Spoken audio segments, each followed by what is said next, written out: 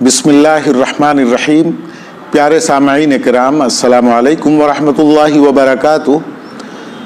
حضرات محترم، ہماری ایک دینی بہن نے سوال کیا ہے کہ مصر کے اندر میوزیم میں ایک فرعون کی لاش رکھی ہوئی ہے، تو کیا یہ وہی فرعون ہے کہ جس نے حضرت موسیٰ علیہ السلام سے لڑائی کی تھی؟ تو آپ جان لیں کہ اللہ تبارک و تعالیٰ نے قرآن کریم میں ایسا کوئی تذکرہ نہیں کیا ہے کہ جس میں یہ ہو کہ وہ فرعون جس نے حضرت موسیٰ علیہ السلام سے لڑائی کی تھی وہ قیامت تک رہے گی، اس کی لاش۔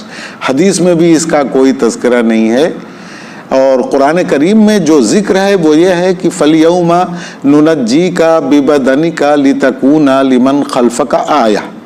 قرآن کریم میں یہ تذکرہ ہے کہ آج ہم تیرے بدن کو بچا لیں گے تاکہ پیچھے آنے والوں کے لیے نشانی بن جائے، علامت بن جائے۔ یہ چھوٹا سا واقعہ آپ سن لیں کہ حضرت موسیٰ علیہ السلام نے جب نیل کا دریائے نیل پار کر لیا اور ان کے پیچھے فرعون اور اس کا لشکر دریا کے اندر گھسا، تو اللہ تبارک و تعالیٰ نے ان لوگوں کو ڈبو دیا، اور حضرت موسیٰ اور ان کی قوم اسرائیل باہر پار کر چکی تھی دریا۔ اب یہ فرعون کے مرنے کی خبر جب حضرت موسیٰ علیہ السلام نے اپنی قوم اسرائیل کو دی کہ فرعون جابر ظالم جو اپنے کو خدا کہتا تھا وہ مر چکا، تو اسرائیلیوں پر فرعون کا اتنا خوف، اتنا رعب تھا کہ وہ یہ کہہ رہے تھے کہ نہیں، ایسا تو نہیں ہو سکتا، اتنا بڑا ظالم، اتنا بڑا آدمی مر جائے گا۔ تو اللہ تبارک و تعالیٰ نے ایک دریا کی موج کے ذریعے سے فرعون کی لاش کو جو ڈوب چکا تھا ساحل پر لا کر کے پٹکوا دیا، موج کے ذریعے سے ساحل پر لا کر کے رکھوا دیا۔ پھر بنی اسرائیل نے جب دیکھا کہ یہ تو واقعی میں فرعون مر چکا ہے تو ان کو اطمینان ہوا۔ اس اطمینان کا تذکرہ قرآن کریم میں ہے، اس اتنی سی بات کا قرآن کریم میں تذکرہ ہے، اور اس کے آگے اس کی لاش کا کیا ہوا، کہاں گئی، قرآن کریم اور حدیث بالکل اس سے خاموش ہیں۔ جہاں تک رہی میوزیم میں فرعون کی لاش کی بات، تو فرعون جو بادشاہ ہوتا تھا وہاں اس کا وہ یہ لقب ہوتا تھا، ہو سکتا ہے کوئی اور بادشاہ ہو۔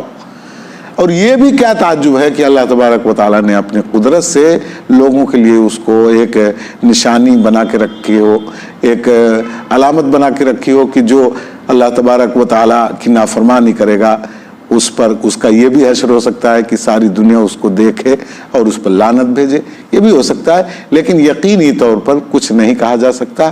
البتہ یہ ہے کہ جو میوزیم میں رکھا ہے، اگر ہم اس یقین کے ساتھ اس کو دیکھتے ہیں کہ یہ وہی فرعون ہے جس سے حضرت موسیٰ علیہ السلام نے لڑائی کی تھی، جس کو دین کی دعوت دی تھی اور اس نے بہت ظلم کیا تھا، تو یہ بات صحیح نہیں ہے۔ اور دوسری ایک بات یہاں خیال رکھیے کہ جو ہماری زندگی کے اعمال سے تعلق رکھتے ہیں ان چیزوں میں زیادہ ریسرچ کرنا چاہیے، زیادہ تحقیق کرنی چاہیے، زیادہ معلومات حاصل کرنی چاہیے، لیکن جو چیزیں ایسی ہوں کہ اس سے ہمارا عمل کا کوئی تعلق نہیں، ہماری پریکٹیکل لائف کا کوئی لینا دینا نہیں، ایسی چیزوں میں تحقیق کی اور ریسرچ کی زیادہ ضرورت نہیں ہوتی۔ لیکن یہ خیال رکھیے کہ قرآن اور حدیث میں اس کا کوئی تذکرہ نہیں ہے کہ قیامت تک کے لیے اس کی لاش محفوظ رکھی جائے گی۔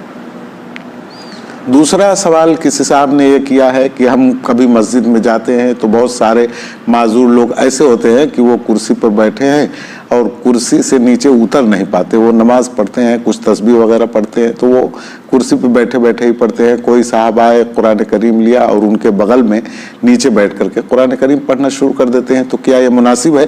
تو جان لیجئے کہ قرآن کریم کا ادب ہے۔